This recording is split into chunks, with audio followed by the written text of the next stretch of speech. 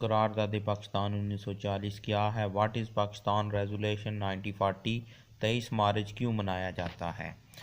All India Muslim league का 27वां सालाना इजलास 22 मार्च 1940 को लाहौर के मिंटो पार्क मौजूदा इकबाल पार्क में मुनक्कद हुआ, जिसमें सदारती खुतबा कायद आज़म रहमतुल्लाह अलैह ने पेश किया। इस जलसे में तकरीबन 1 लाख से ज़्यादा लोगों ने शिरकत की। कायद आज़म रहमतुल्लाह अलैह ने अपने सदारती खुतबा में 2 कौमी नज़रिए की वजाहत की। आपने इरशाद फरमाया कि मुसलमान और हिंदू हर लिहाज से एक दूसरे से मुख्तलिफ हैं। एक कौम का हीरो दूसरी का विलन और एक कौम की फतह दूसरी की शिकस्त होती है। मुसलमान माशरती, माशी, सियासी, इक़्तिसादी और हर लिहाज से एक अलग कौम है। इनका एक अलग निज़ाम ज़िंदगी है।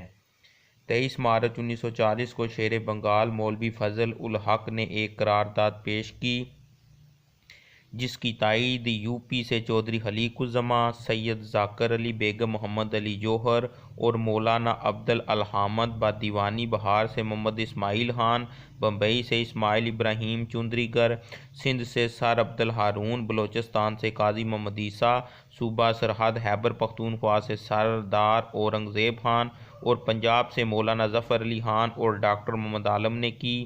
इस करारदाद में मुसलमानों के मुतालबात को इन अल्फाज में पेश किया गया।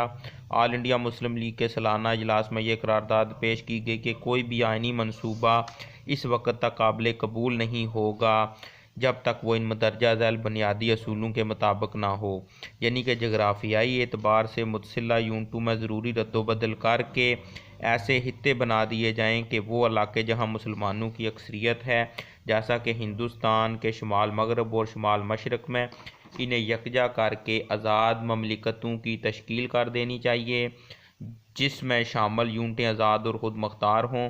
इन इलाकों में बसने वाली अक़लियतों के मजहबी, सियासी, माशरती हकूक़ का पूरा ख्याल रखा जाएगा।